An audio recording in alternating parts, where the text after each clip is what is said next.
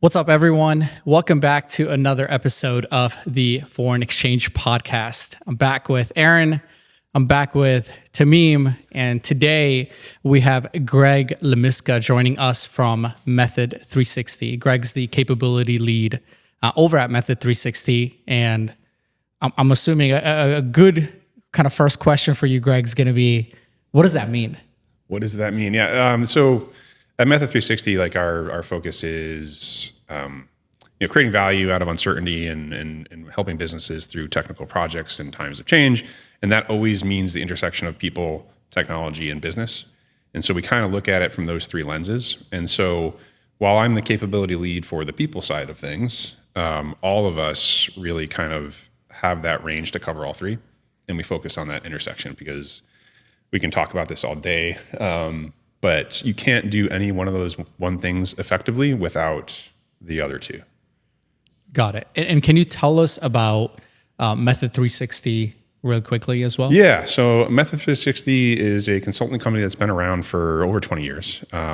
They originally started with a heavy focus on data and analytics. So they did a lot of work in medical space, things like that. Some pretty big clients.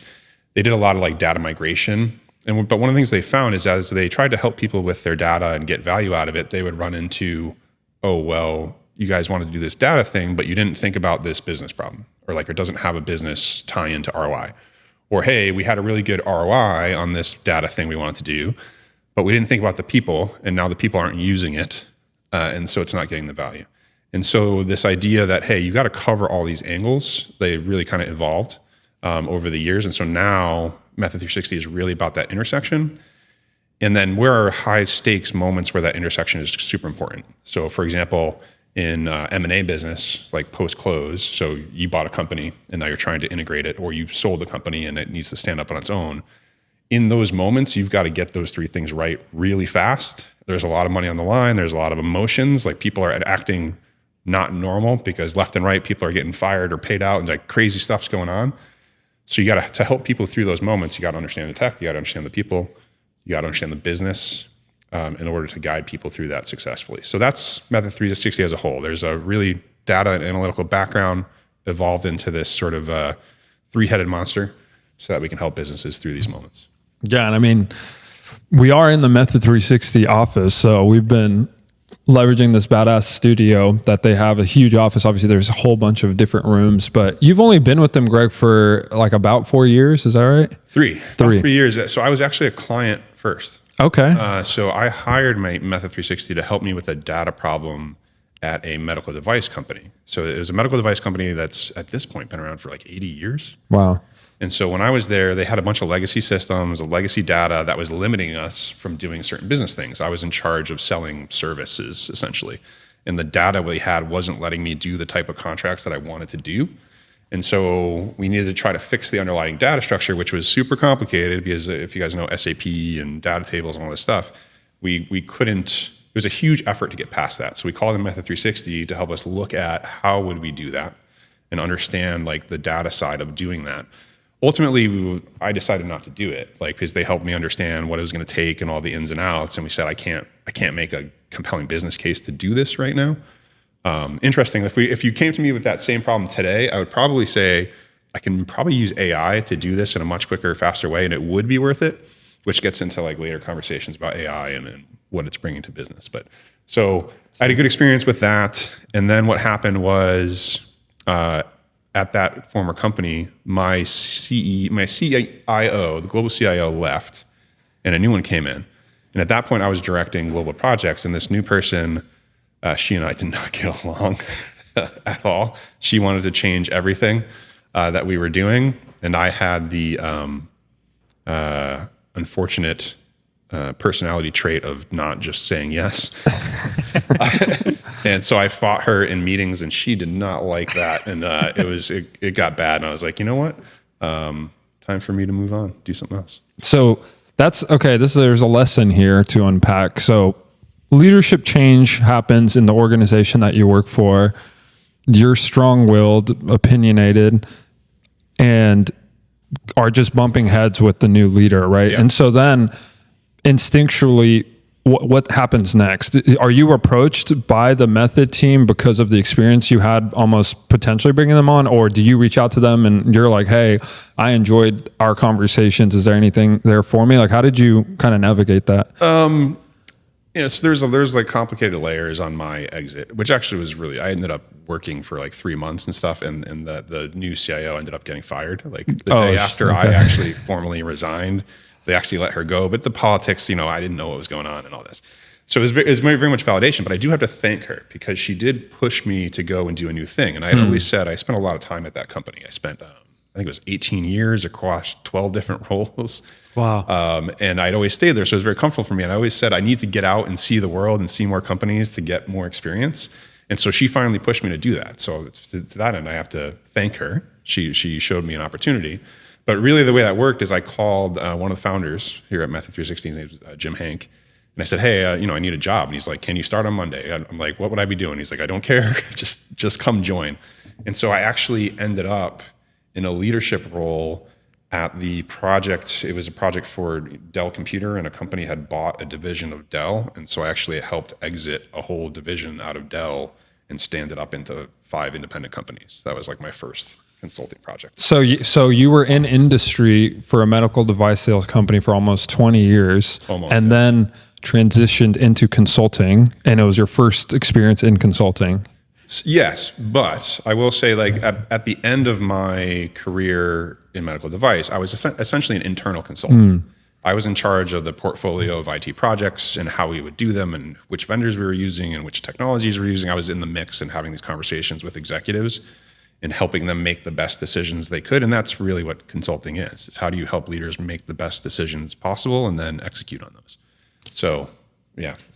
Did your time that you spent at that company give you the confidence to speak up to the leadership, or was it just part of your personality where it's like, hey, it wouldn't matter if it was 6 months into the company or 13 years, I would have still acted the same way, said the same things in the meeting? I've definitely gotten spicier, more confident as I've gotten older. Like I just give less fucks, I guess, if it's okay to swear occasionally. Yeah, you can like when I was younger, I was much more of a, I think this is wrong, but I'm just going to keep my mouth shut and do the thing. And then as I've gotten older and farther in my career, and there's probably comfortable, like I have money, like if I get fired tomorrow, I'm not going to be on the street. Like there's a lot of that I think younger professionals don't have. And so it's a lot riskier to speak up when you think something's wrong. And so later in my career, I have the privilege to be able to do that. And I've learned from experience that generally that uncomfortable part of that conversation, it pays off. Because if like months later, you're going, ooh, I saw that and I was right about that, but you didn't say anything to anybody, you got nothing. Like it's bad. Like it's more uncomfortable. That's bars right there for sure. So hindsight then, if you were able to go backwards in time, would you have that confidence, or do you feel like it has to come with age and experience?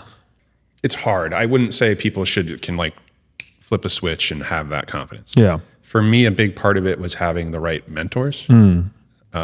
Like I could say there's moments when I had certain bosses that really helped accelerate that journey to having that confidence and having those conversations. And generally those bosses were the people that had the most confidence. They were the people that were willing to entertain a conversation that was a little more confrontational because they didn't feel threatened. They're just like, tell me what you're thinking and why. Let's talk this through. And if I can't defend myself, then maybe you've got a point. Or maybe I haven't thought about something. But a boss, I have many, many terrible bosses. That's a whole set of stories.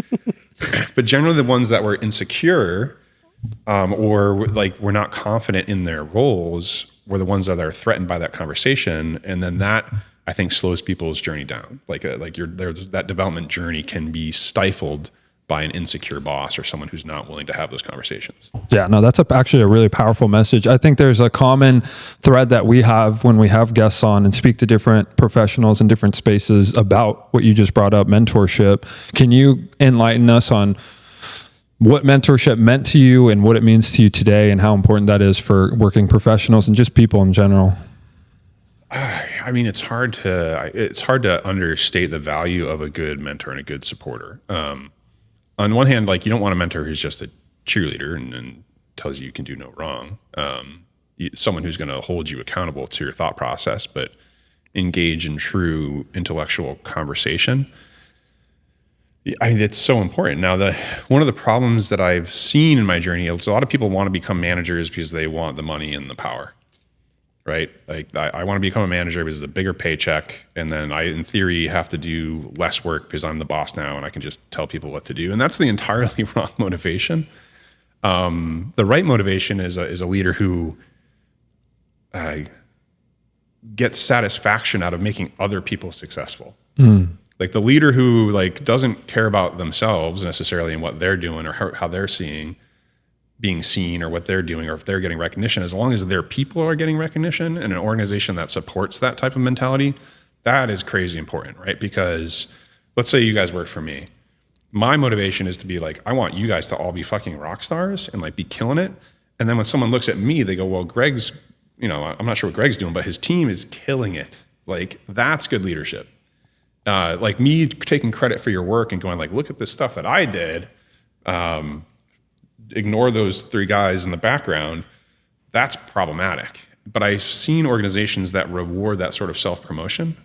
And there is a balance, right? If you're not good at self-promotion, you're not necessarily going to get the leadership roles, which goes into a whole psychology thing about we as humans and who we pick as leaders, right? There's a study somewhere that if you have a group of people, you're dropped in the woods, there's no way anybody knows how to get out of these woods. Like you were all blindfolded, you're all the same, no one's from there. You have 2 guys trying to be leaders or girls. One of them says, I know the way out, which is utter bullshit. And everybody knows this because there's no way that they know. And then you have the other person say, I'm not sure how to get out of here, but I think we can band together and figure it out. People in that crowd are more likely to pick the first person, even though they know it's bullshit, because it's just hardwired in our psychology to prefer confidence and avoid risk. Wow. Even though intellectually we would know the second person's probably the better leader, in that moment, if we're not thinking intellectually and we're thinking emotionally, because this is a high stakes situation, we're more likely to gravitate towards that leader who's talking out of their ass. They're thinking, hey, option A is easier. Option B might be a little bit more work. So let's go with option A, even though we know he might be full of it. Well, I might be the first guy. I don't know. I think I'm the first guy. Sujan, you might be the second guy. I don't know. Sujan's definitely option B for sure, which is a good thing. And I'm option A, which is a great thing. That's a funny point.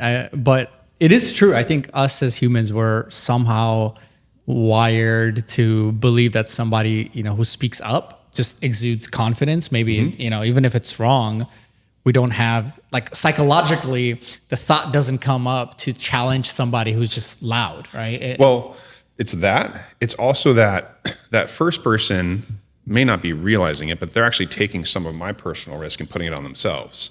Meaning, okay, this person's got it. I, in this stressful situation, can relax slightly, and I have to take less accountability and less risk on myself because this person's taking it.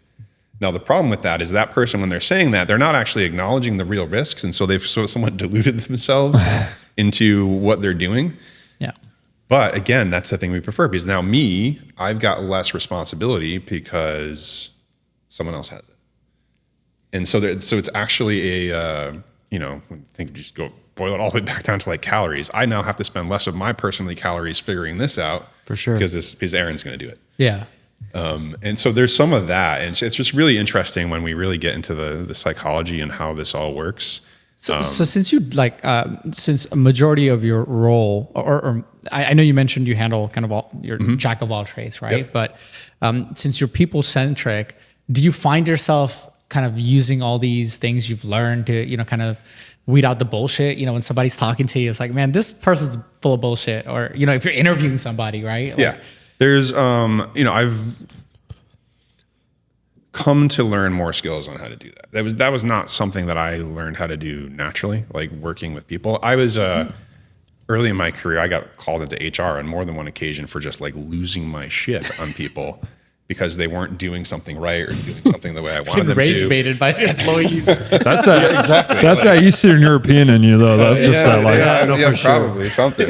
he's like, these fucking idiots.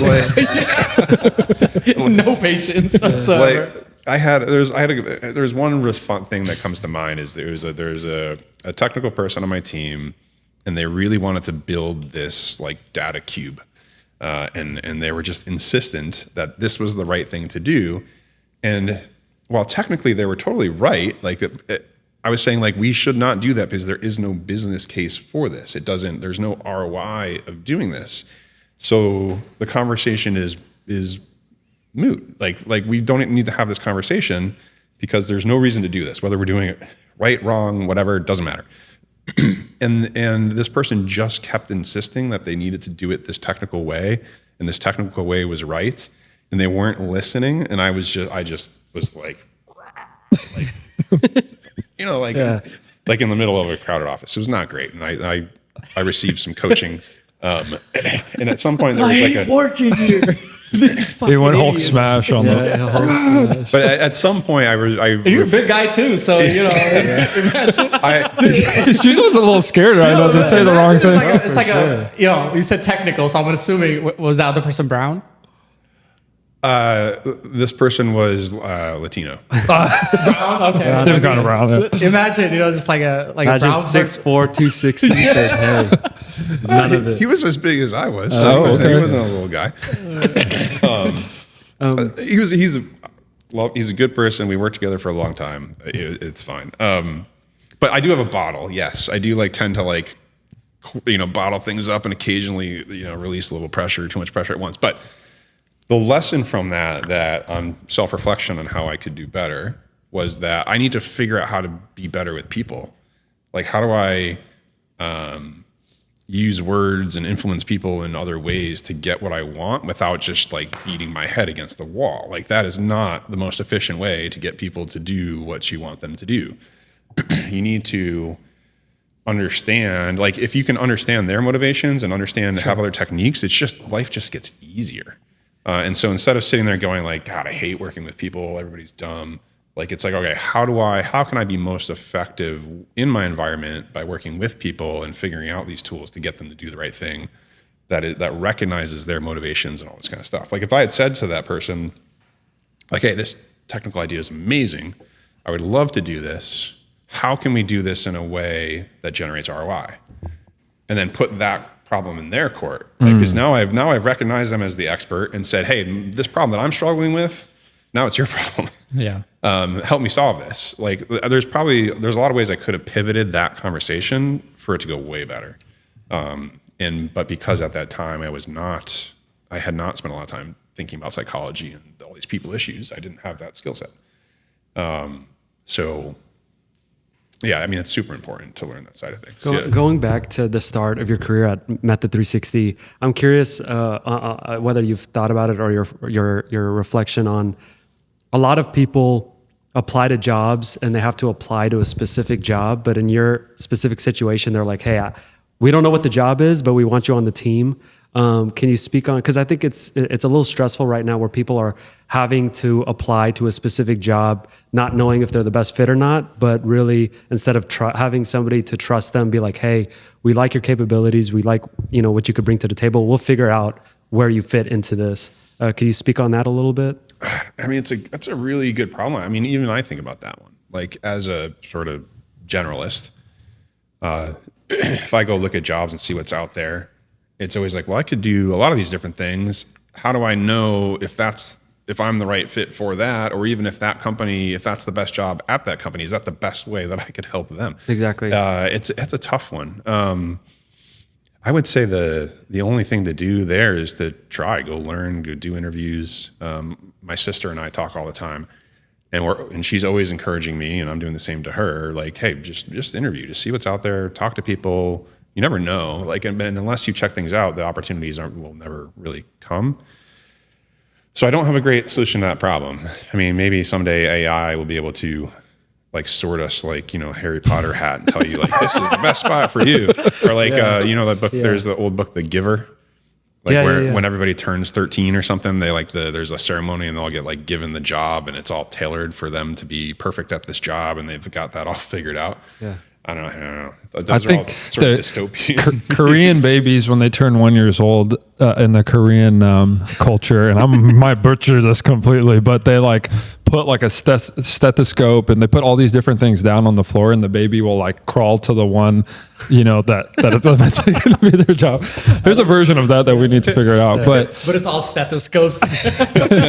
mine is just all like piles of cash everywhere. Yeah. But Sujan, I'm curious to hear from you, because obviously our fan base here, they think that, this is our only job and we need to get a real job. Yeah. But hearing that from Greg, who's, 20 plus years in his, professional career and his journey in terms of leadership. I know you, on the other hand, who have found success early and are in a leadership and management position. What's your experience been like in regards to this topic? Like, I want to kind of hear you, break that down a little bit. I think two things I want to say. One is, to your point about like developing yourself and kind of learning how to deal with people. One of the things that's really helped me, and I think this is really like what I would consider to be like my superpower, is the ability to talk to people in their language, right? Everybody understands information differently. And I often find myself kind of playing that like mediator role, right? Between different departments, different groups of people, where, they're all communicating and they're all correct, but it's just not, it's not connecting, right? So the person, and it could be, a financial topic, it could be an operational topic. I think that's one area that I've found really great managers stand out, and really that's at my company at least. And for more color and context for Greg as well, like when you started not too long ago with them, you were managing like 3-4 people, right? And it's graduated to what exactly today? So I work for the company I work for. We're a healthcare staffing company. I started in 2020 in June, but I've been in this field for now a little over a decade now, and I kind of started just randomly, because I was bored, kind of just going to college, and I wanted to make money. But this particular company, when I started, it was very small. We were 7 employees, and as of I think last week, I got a list of all the people that we have, and I think we crossed 300 employees. So it's a big group of people. It started with, like I said, 7 people. But I think one of the things that really helped me is everybody at the company was like twice my age. They're way farther along in their careers, and I think my CEO took kind of this leap of faith just on me as well, kind of hiring a young guy to go and, kind of run his company. But I'm glad that he did. And I was able to kind of talk to everybody, get them to come together. And I think COVID also helped, the timing. And there's always like a luck component to everybody's success, I think.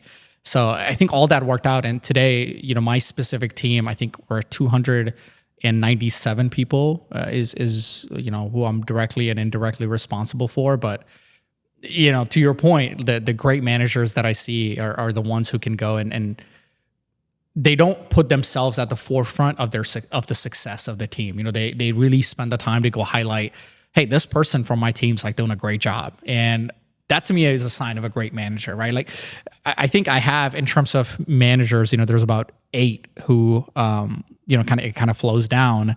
And that's one of the things I look at is like, how often are they promoting their team? And what I try to do from my side is to give them that confidence to say, you don't need to always tell me that you're doing a good job. Or like, I know you're doing a good job if your team is doing a good job. So you go focus on them. And I think when you build a culture that way from top down, it accomplishes kind of all of the things you're talking about. But I think all of these things I've had to learn really quickly, and I've had, like I said, great mentors, that have kind of helped me. And a lot of it is a trial by fire as well. I've had to figure out things and figure it out quickly. And to the last thing you mentioned earlier, where it's there are 2 types of people, right? One who just speak loud, and one who just kind of asked to figure it out. I definitely am the second person, but I think there's a part of my thinking where it's like, well, I'm young, so I also don't want to come off as like unconfident and like incapable, right? So I often find myself balancing both of those personalities, where it's, sometimes like, hey man, I know this, and in my head it's like, I don't know this, but I'll figure it out. I believe in my ability to figure it out. So oftentimes I'm kind of balancing those 2 personalities. It's interesting. It's the ability to kind of straddle both, and one to acknowledge the challenge, but still inspire confidence. Like when you think of like the great movie speeches where like there's someone like, we're we're gonna Yeah, win like this Sparta, battle, right? Yeah. It's like we're outnumbered by blah blah blah, and but we're gonna win anyways. Like that. Like there's something to do with like that sort of balance. Like we recognize the challenge, we recognize it's gonna be hard, but we're confident anyways because of this. If you can strike that correctly, then you don't come off as overconfident because you're not recognizing the challenges. And you also don't come off as not confident because you're just raising all the issues. It's like striking that balance, and that's hard. That takes practice. It comes down to something you mentioned, like speaking the language. So probably around the time of that big blow up that I had with that guy, and I was doing this self-reflection of how do I get better at this, I came across a book on rhetoric, which is really interesting. So the Greeks actually taught rhetoric as a skill. Like if you went to like college in those days, they would actually teach you rhetoric in a way and teach you how to speak to groups in a way that you will be heard and you could convince them. We don't do that anymore. In fact, I mean, rhetoric actually has a very negative connotation. We usually associate it with politicians trying to, bullshit you. But it's a really important skill. Maybe that's how some of my team members think about me. I don't know. What's the name of the Is book? Trump the goat of rhetoric? The book I'm thinking of, it's called Thank You for Arguing. I think the guy is Jay Heinrichs. Okay. And then he has a follow-up, which is pretty funny. It's like a shorter version. It's How to Win an Argument with a Cat. Okay. You recommend both of them? I highly recommend both of them. They're very entertaining, and they've got a lot of really salient practical points. Like how do you get a 4-year-old to brush their teeth? Got it. This is not a rational thing, and whatever words you choose are not really going to matter. And so you got to speak to their emotions and try to like reframe things. It's the same thing. The cat example is great. So it goes to the extreme of, unless you understand the cat's motivations and you start to work with those, you're never going to get them to do anything. That's awesome. And so the book is great. It talks through, there's examples. It uses a lot of pop culture references, and it talks about like presidents as examples and how like George W. Bush, he spoke like his voters. And whether that was like an intentional calculation or just a natural thing he had, like that he learned through how he was able to convince people, like it's, when you think about it and you think about his base and the words he uses, and a lot of like the intellectuals, we would make fun of him for, the way he spoke and the words he used, but it's effective, right? And you got to get, it's rhetoric. It's this idea that people are more likely to listen to someone who uses the words they use, or it even gets down to dresses the way they dress and like behaves the way it's, if you are one of us, we are more likely to listen to you. And so there's and again, it comes back to psychology again. And there's a whole thing around confidence and how do you earn the trust of people? Because that's almost required to get them to do something that you want them to do. I mean, if someone doesn't trust you, you could be telling them something that is blatantly true and obvious, and they will not do it because they don't trust you. Mm-hmm. Right? I mean, like we could be, if you didn't trust me and we're looking at a stoplight and I'm telling you it's green and you can see that it's green, but you don't trust me, just the fact that I'm saying it, you're going to go, wow, there's something going on here. So this is fascinating. I mean, what do you feel like, because you just mentioned, right, part of it is like you want to resonate and connect with the audience that you're speaking to. So somebody like Trump, who is, you can argue, I mean, one of the most persuasive people in the world right now, like how he's Mr. Gold, Mr. Billionaire, everything before, running for president, and most of his supporting base isn't all of that. They don't have any of that, but he still can persuade them to, trust him. So what's your perspective on that? He's probably the prototypical example of that first persona. Of course. Rejecting confidence, right? He's also... I know everything.